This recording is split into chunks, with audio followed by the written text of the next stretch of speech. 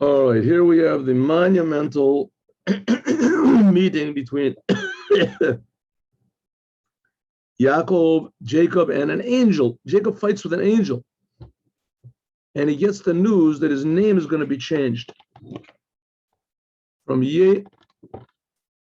Jacob to Israel, Yaakov to Israel. Okay, here we go. So Yaakov has succeeded in running away from his father-in-law's clutches, and even gets his father-in-law's blessing afterwards. And now he has all these 4 wives and flocks and maidservants and manservants and oxes and camels, sheep. Sheep is the main thing, a lot of sheep.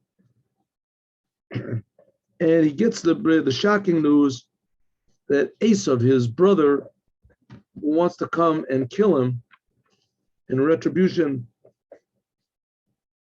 for the thievery that Yaakov stole from him, the blessings from his father. So now Esav is coming. He's got 400 men, and he wants to decimate Yaakov. So it says, Vayolan sham balayla ahu. So Esav, Yaakov is coming, right? Esav is coming. And Yaakov is there, and he takes mina babi yado. Now he's going to start giving gifts. If you remember, we learned last time that Yaakov was prepared for 3 things. He's going to meet Esav. He doesn't exactly know where Esav is holding, but he has a pretty good idea that if he's coming with 400 men, that there's a good possibility there's going to be war. But there's also a possibility that there's going to be peace, because that's the whole reason he's here in the world, is to fix up Esav. In any case, he knows he's going to have to get help from God. So he's ready for 3 things: prayer, which prayer he already prayed, and war, and peace, giving a gift. He's going to give the gift to the Esav and show him that he means peace. So he takes whatever he has in his hands and he gives a gift to Esav. There's a little bit of an argument. What type of a gift did he give? The Ramban says that he gave sheep and flocks. That's what he sent. Because now it's not the time to send money or jewelry or things like that. That's what he says. The Baal HaTurim says no, that he sent him precious stones, that a person can wrap them up in a bag in his hand. Says that's what it means. A mincha, it means avanim. He sent them precious stones. Rashi says he took a babi yado. He took whatever was in his hands. Said whatever he had, he took and vayikach et kol artzo miyado. He took, in other words, what was in his possession. Midrash Agara means that he sent to him precious stones and diamonds, jewels, that a person wraps them up and carries them in his hand. Vayolan, it says hababi yado, which is in his hands, not like what the Ramban said. Another explanation, whatever was in his hand, namely, he did take from the sheep. He took from the mundane sheep, that he took 1/10 of them. Like it says, and then he removed 1/10 of them, and then he took a mincha up, some of it, and he gave it to Esav. Whatever it is, what's he going to send him? Listen to this. He sends him 200 goats and 20 female goats and 20 male goats. Sheep, 200 sheep and 20 male sheep. From this, he says he learns, Rashi is a big Rashi over here. He learns that if you want to mate these animals, so you have to have 1/10. In other words, you have a 10, for every 10 female goats, you have to have 1 male goat, and etc. And so it is here. Milking camels and their children 30, cows 40, female cows 40, bulls 10, female goats 20, female donkeys 20, and male donkeys 10. Right? In other words, Rashi says this is in order to provide each one with a mating for the maximum success in mating, is that's how you should have. So that's what he sent them. Okay. So he says the HaChaim says like this. I heard from my. If you look over here, very interesting. Also, the Baal HaTurim points out that the last letter here is mem, mem, mem, mem, mem, mem, mem, mem, mem. How many mems are there? 1, 2, 3, 4, 5, 6, 7, 8. Anyway, he makes a calculation there. Why do you have to have 8 mems, and then how much it adds up to, etc. And this is a hint at the subjugation of Yaakov. Says the whole thing is a mem, etc. Okay. I heard, says the HaChaim, I heard from my master that Yaakov intended with this the numbers that he sent of animals, like the numbers would be Sa'ir.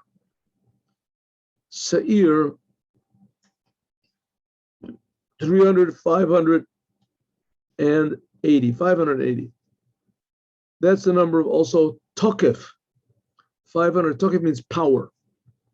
Now Sa'ir, that's sort of like another name, or the home ground for Esav. And Tokef means power. Therefore, he set exactly these many goats and sheep and etc. he sent them 440. Camels, he sent 30. 440 and 30 is 470. And with all their children, that's 60. You have 440, so it goes 440 and another 60, that's 600. And with their 60 children, something's wrong with them. Anyway, also 500 cows and bulls and cows, and 50 donkeys, male donkeys and female donkeys. So it comes all, if you add it all together, it comes out to be Tokef. Tokef, which that's the numerical value of 580. And that's its numerical value of Sa'ir, is also 580. In other words, he's sending this in order to give Tokef show his power to overcome Sa'ir, which is the place of Esav. Okay, that's HaChaim says. Okay, he's also sending nursing camels and etc.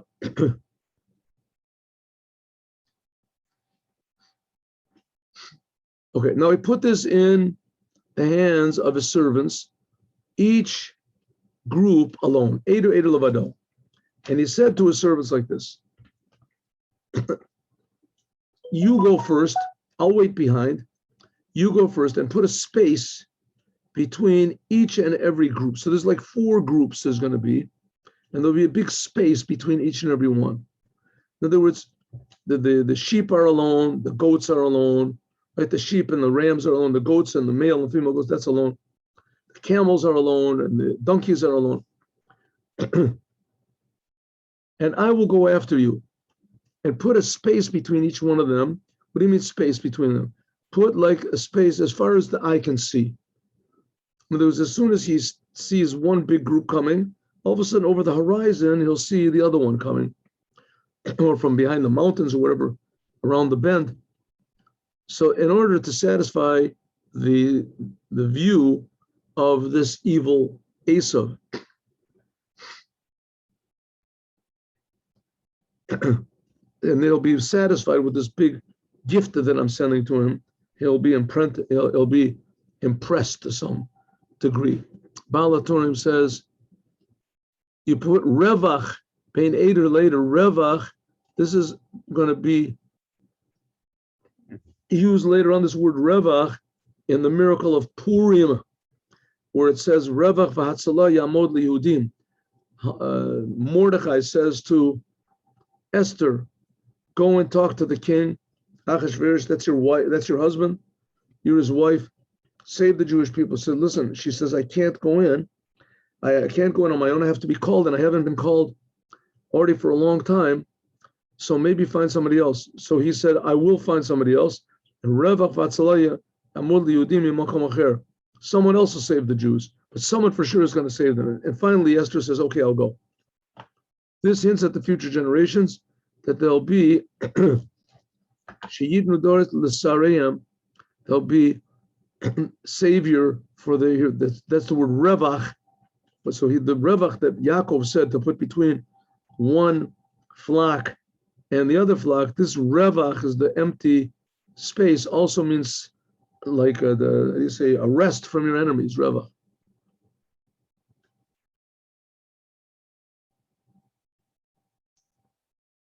So Yaakov commanded the first group, and he said, listen, when Esav meets you and he asks you, who are these for, and where are you going, and what are these in front of you? In other words, the second group. So he'll say, this is from, all these belong to your servant Yaakov, and it's a gift that's sent to you. And behold, he is behind us. And he also commanded the second group, and also the third group, and also all those that are going afterwards, saying, this is what you should say. It's to Esav. Whenever you find Esav, say, all of these flocks, these sheep, they all belong to Yaakov, and now they belong to you. He's giving to you a nice gift because he loves you. He's been so far away from you.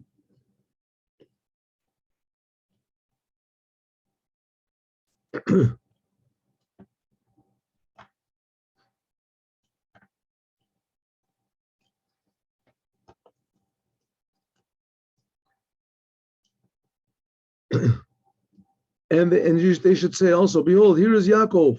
He's coming behind us. And because Yaakov said, maybe I will find favor in his eyes with this gift that's going before me. And afterwards, I will see him, I will look at Esav's face. Maybe he'll be pleased. Rashi says, Yaakov said, hopefully I will dissipate his anger. The word achapra means to clean off, to clean away his anger. I'll remove his anger from him. That's what he's hoping to do, and that he won't be mad at me anymore.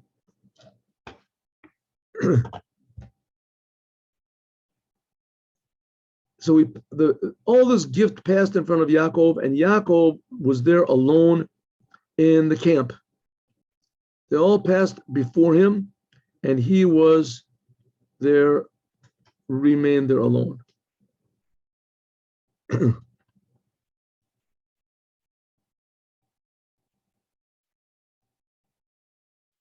He said, Ramban said, Yaakov didn't go back into his tent, but he was with all of his servants and all of his shepherds of flocks, whatever. And he was getting ready to war, because maybe his brother would come and he would smite him. That's according to what the Ramban says. And he said, why did he remain alone? Why did he remain alone? 1 second. And so he says the reason he remained alone, you see, Rashi says he remained alone because he went back. We'll see. Okay, Vayokom b'laylahu, and he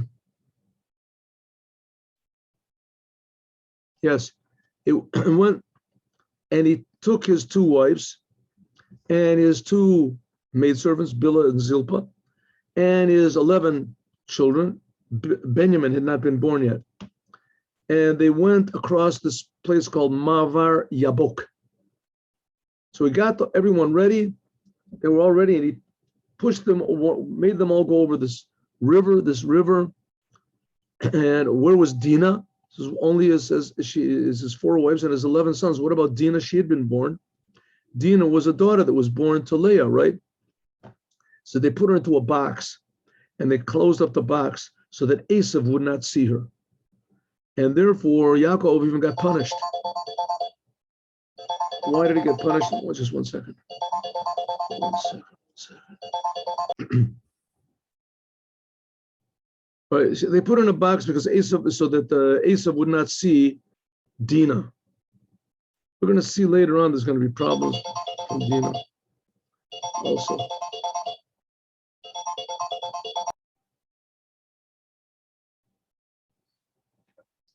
All right, so they take them over this river, which is called the Yabok.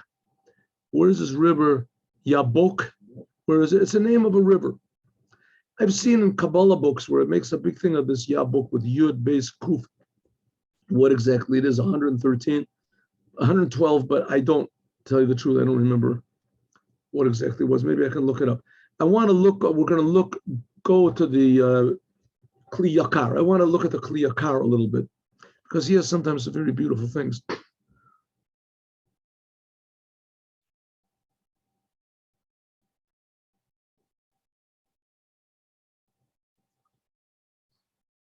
So it says, he remained v'yavater Yaakov levado. He said, v'yavater Yaakov levado, that Yaakov remained alone. V'yabek ish imo, and a man fought with him until the morning. What's going on over here? All of a sudden, a man, where did the man come from? And he fought with him. And why did Yaakov remain alone? I thought he was walking behind everybody. That was the whole thing. He sent them all forward. He said he made them go over the river, and he passed everything over. So what happened? So Rashi says, Shachach pachim katanim. He forgot little vessels.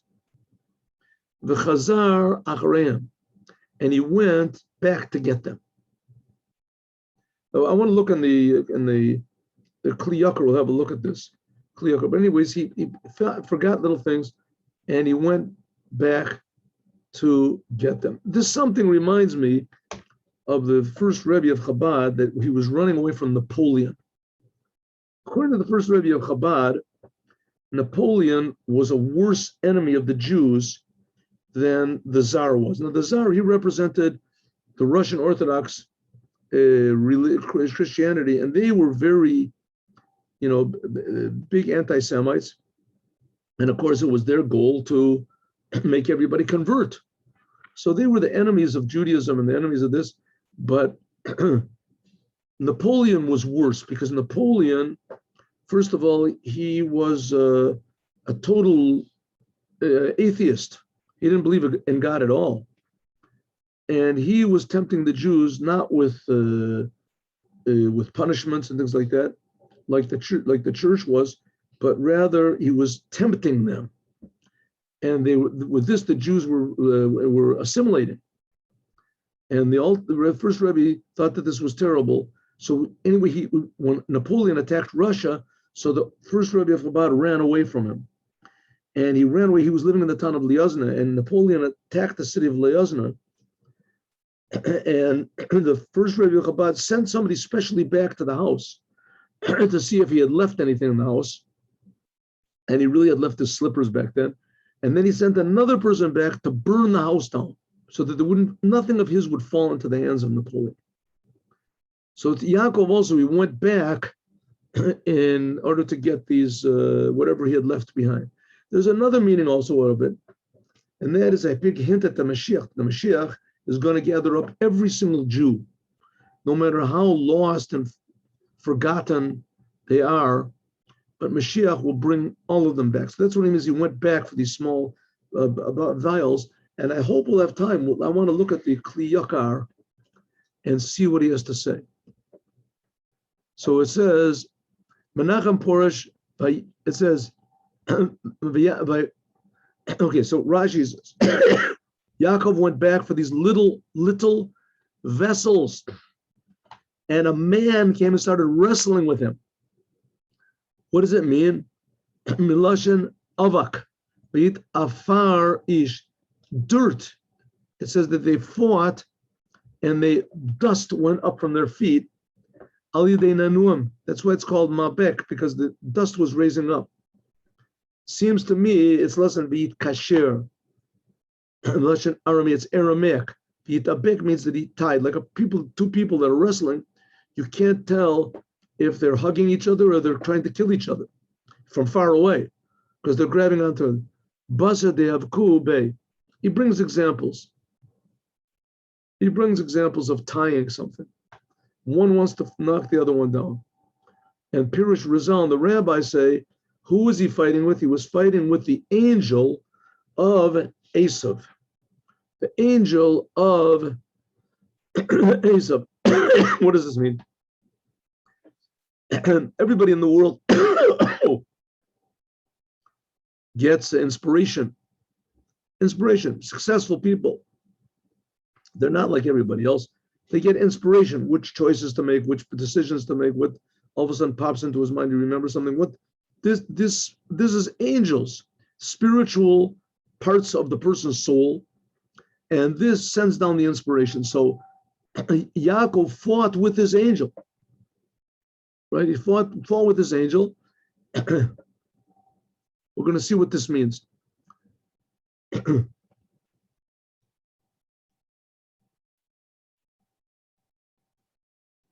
Vayar, so he saw Kilo Yachalo. So he saw that he could not defeat him. Who could not defeat him? That the angel saw that he could not defeat Yaakov. Vayiga b'kaf yerecho. So he hit this thigh. V'tikach kaf yerech Yaakov be'avkoeno. And so he dislocated the thigh bone of Yaakov. Says Kulius, the big bone of the yerech hatakua be'klibosa, which is inserted into the pelvis, the thigh. Al shem, because that the meat that's on it is like a calf.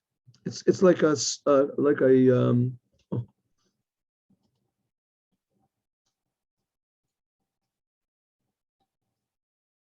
it's like a spoon, so it goes into it. Vatika minitkaka b'makom chavruta. He dislocated from the place that it was. It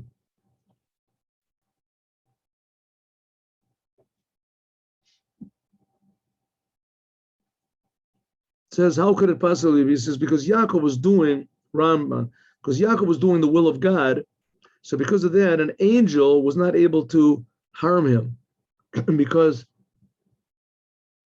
right, he was not able to, says that's what it is. In the Bereshis Rabbah, in one of the Midrashim, it says that the tzaddikim, the angel hit in the place where the tzaddikim that are going to come out of Yaakov in the generation of Shema. There was a generation where, like in the time of the Greeks, when Jews left the religion. And so that's what it means, that in that generation, there's going to be even the tzaddikim will be wounded. Also in the time of the Romans, also Rabbi Yehuda ben Baba and the others, that they were killed, they died on Kiddush Hashem, etc. So this gave the enemies of the Jews a place to smite even the most righteous of Jews.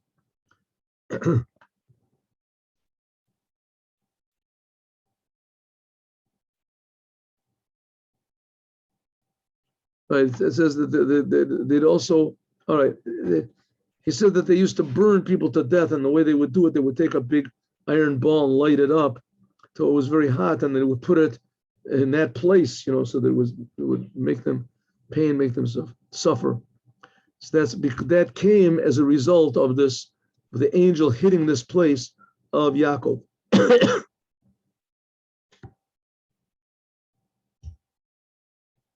That's what Safrono says also. Because Yaakov was so devoted to God, so the angel could not defeat him. But what the angel let him know that there is going to be a sin, and the leaders of the Jewish people would this would be the temporary downfall of the Jews. I don't know exactly what generation he's talking about, but maybe in the generation of Yerovam ben Nevat, could be maybe the generation of Purim, where it says that only Mordechai was alone. Maybe later on in the time of the Greeks, where the leaders of the generation weren't as strong as they should be. And whatever, the angel said, send me away, because the morning had come. And he said, I'm not going to send you away. He said, Yaakov, until you bless me. You bless me. What does it mean? That you agree with the blessings that my father blessed me. Because Esav, this is the angel of Esav, right? Esav is claiming that Yaakov did not deserve these blessings, that he stole them. So Yaakov realized that he's fighting now with the spiritual power of Esav. So he was trying to kill him. Now, exactly what this means, this fight was going on. I mean, obviously it was a spiritual fight, but it manifested itself physically. So he said, you have to let me go. He said, I'm not going to let you go until you agree to the blessings my father gave me. And he said, what's your name? So he said, my name is Yaakov. So the angel said, Yaakov, you're not going to be called Yaakov anymore. He did not change his name yet. He's just telling him what's going to be. God is going to change his name soon. You'll see. You're not, but your name is going to be Israel, because Sarita im Elokim v'anashim, because you battled with gods and with men, and you won. What gods? Me. And with men, was Esav. We're going to see. With Esav and Lavan, people, Esav and Lavan, and with gods, what does it say? With this angel he's fighting, v'tochal, and you defeated them.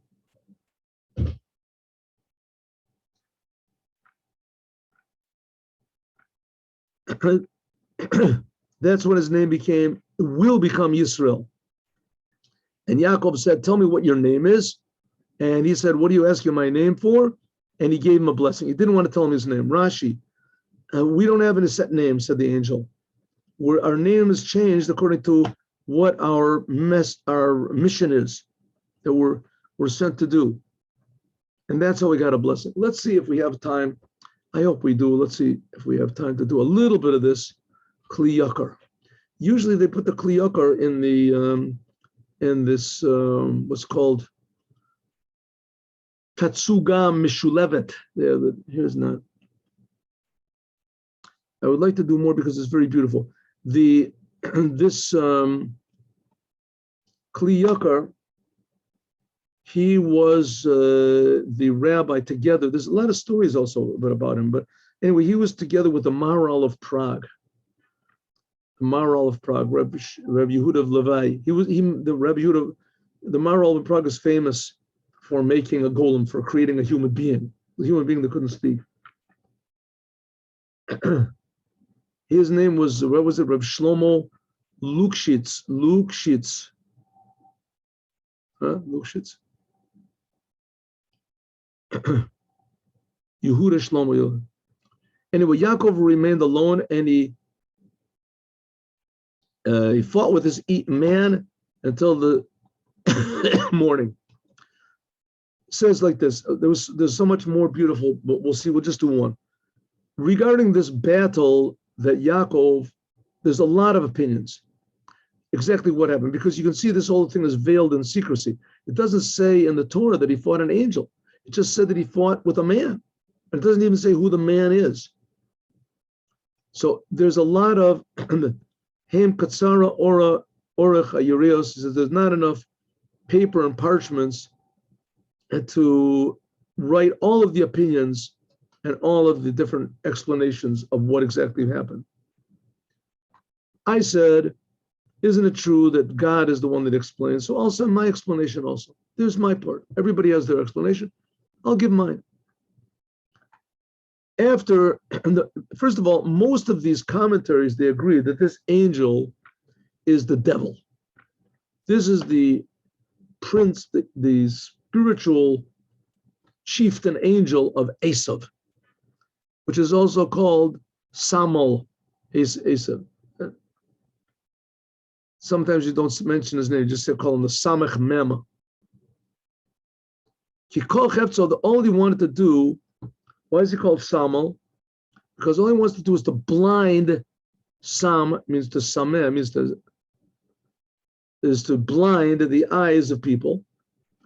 Lakoso be'ivaron, and to smite a person with blindness, so that a person's mind becomes closed to God. Until he can't see the truth. That's why it's called Samol. He can't see the presence of God in everything, and he can't certainly come into the secrets of God because he has no fear of God, and he can't see godliness in the secrets of the Torah. Kihu Satan, another name is the Satan, right? The Satan. It's the same thing, the angel of death. It's the same power. This is also the evil impulse. What's a hint at it? Samal is Shutafu shel an vam alpha beta. Samach, the letter after Samach is ayin. The letter after mem is nun. The letter after aleph is beit. The letter after lamed is mem. So if you take the letters right after the letter solemn, the ones that come afterwards, comes out to anavam and alpha beta. Ki kamo shayayin. Anavam means like grapes, just like wine that comes from the grapes, makes a person drunk, so the person can become blind and his eyes are closed. Like it says, Tachlili enayim yayin, that his eyes became, it's one of the blessings that Yaakov gave, that his eyes will be drunk from wine. Stam shikar, a normal, a person that gets too drunk, so he walks around like a blind person. Also the Samal, the devil, his partner, his whole goal is to make people blind so that they won't be able to see the truth, the sun, S-U-N. If so, the grapes can make, just like grapes, a person gets too drunk, so his eyes become blinded. Right? That's why you shouldn't drive when you're drunk, etc. That means that a person can't see any awareness of God whatsoever. And that was what the battle of Yaakov was. I think, God willing, we'll try to continue this tomorrow. It says, so that's what it means that Yaakov fought with him. That Yaakov fought with this evil angel. The angel tried to make him forget his whole purpose in the world. That's what it means, Ya'avek, that he wrestled, but it also means dust. V'yichabek, it also means he hugged him. You can change the chet for ayin and for an aleph in the aleph base. There's ways of interchanging the letters. So therefore, what happened? He wanted the angel of death, the power of evil, he wanted to blind Yaakov, his mind, so that he would bring him to deny God. That's what the rabbis say, that the dirt rose up to the throne of glory. In other words, it covered over his eyes so that he wouldn't be able to see godliness, not whatsoever. Now, this is basically the big enemy of Judaism. The big enemy of Judaism is that the message of Judaism to the world is that God is creating everybody and that God cares about everybody and that people can repay God by the Torah. But the enemy of this is concealing the reality of God, concealing the reality and the closeness and the goodness of the Creator, and the fact that the Creator is creating us. We feel that we're separate entity and that we're just here on our own. And that if God does exist, he exists as some sort of a big angel or something in the sky. And then he gets higher and higher. So it's like a person that's blind. He can't see what's in front of him. So this is the battle that Yaakov is fighting for the Jewish people. The Jewish people should be able to see godliness. That's all the idea of Chassidut, especially Chassidut Chabad, is that you can see godliness in everything. That God is not a thing. God is the essence of everything in the world. To see this, to feel that that's what Yaakov was fighting for, fighting against us. But the angel managed to cripple Yaakov a little bit, and that shows that it's going to take a long time, that even the leaders of the Jewish people are going to be incapacitated. So everybody's going to be sort of on their own to find godliness everywhere. That's going to be that's the battle between Yaakov and Esav, and Yaakov won. He won the battle, but he was left crippled a little bit, as we're going to talk about more, God willing, tomorrow. Have a good day with Mashiach now.